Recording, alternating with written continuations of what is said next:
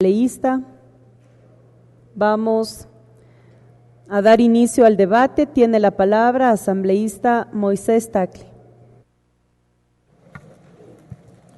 Gracias, señora presidenta, colegas asambleístas. Siempre hemos creído que la Contraloría General del Estado juega un rol fundamental en la sociedad ecuatoriana, pues a esta institución le toca velar por el buen uso de los recursos públicos, que en definitiva son los recursos de los ecuatorianos. Por ello, a lo largo de estos 9 años del correísmo, nos ha preocupado algunas iniciativas legislativas que en el fondo han disminuido en unos casos el ámbito de acción de la Contraloría General del Estado y en otros han disminuido las facultades constitucionales que esta institución tiene a efectos de realizar adecuadamente sus funciones. El tema empezó cuando se aprobó en su momento la denominada Ley de Contratación Pública, porque allí, entre otras cosas, ocurrió de que en los procesos de contratación pública, previo a la firma de los contratos respectivos, ya no era necesario los informes previos de la Contraloría General del Estado y de la Procuraduría General del Estado. Informes que, si bien es cierto, atrasaban un poco la firma de estos contratos,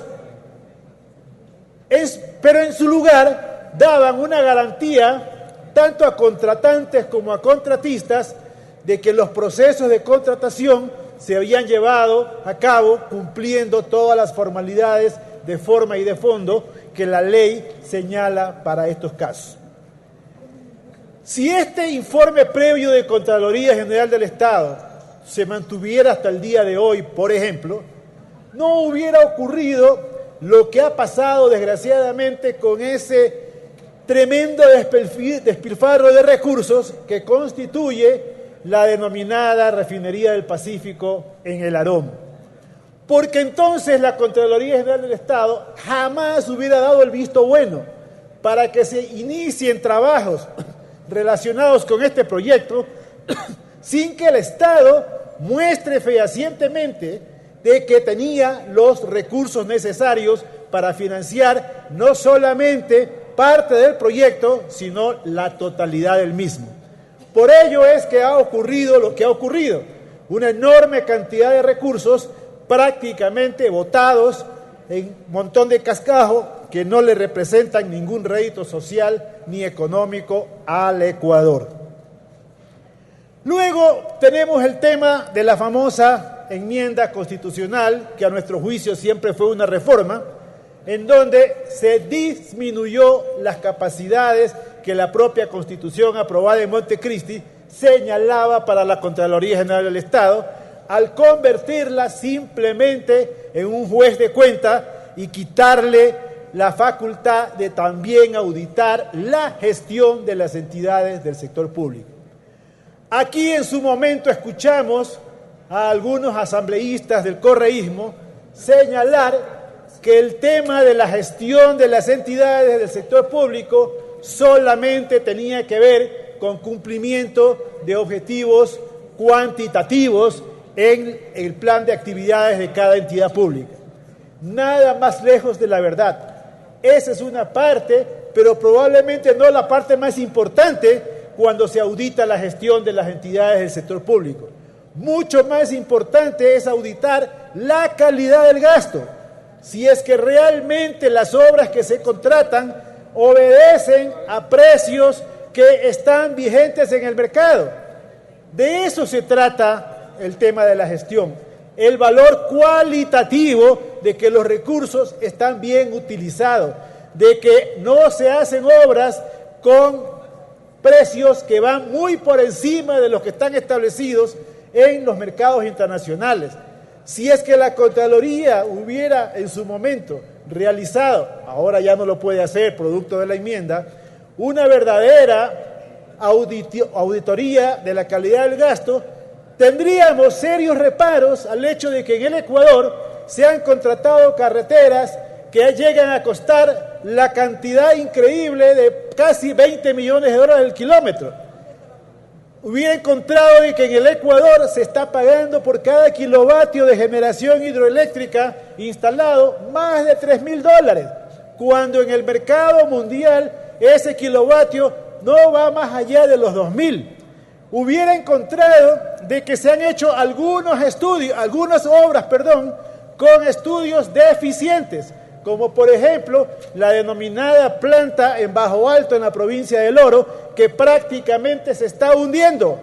Hubiera encontrado de que se han hecho enormes inversiones en instalaciones como la de Monteverde, que hoy día están siendo totalmente subutilizadas. En definitiva, el tema de la gestión de las entidades no es solamente el cumplimiento de objetivos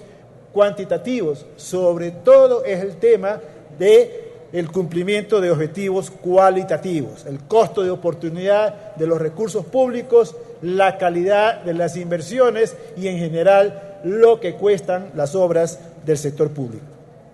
Y como si esto fuera poco, en la denominada Ley de Alianzas Públicas Privadas, allí se le da otro zarpazo a las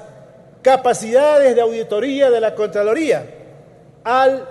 obligarla a la Contraloría General del Estado a contratar empresas privadas de auditoría cuando se trate de auditar los estados financieros de empresas de economía mixta, que son aquellas empresas en donde el Estado participa con el sector privado con una participación mayor del 50%.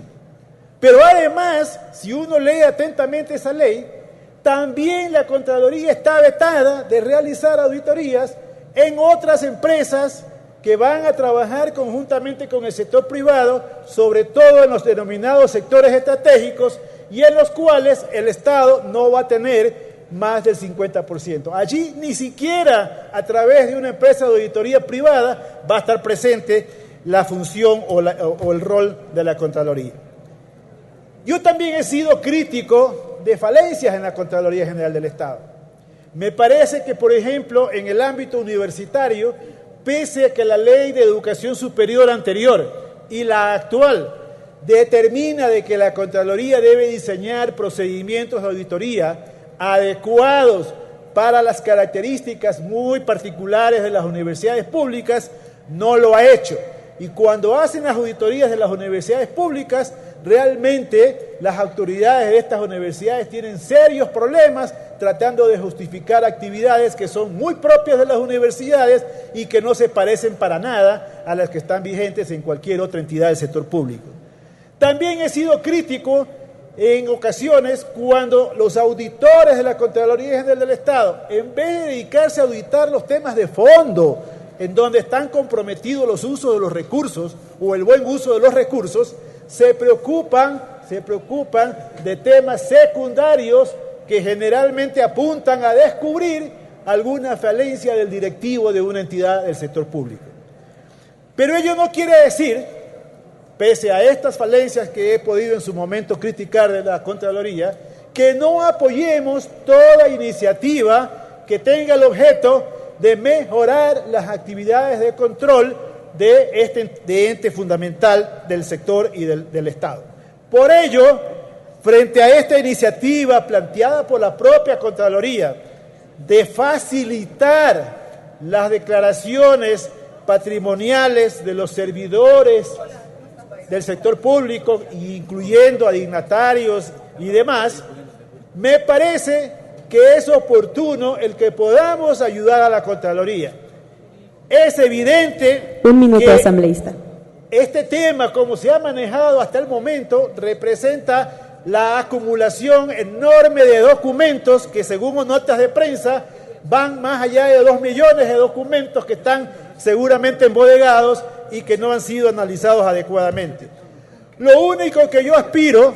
que cuando se apruebe esta ley, que la vamos a apoyar,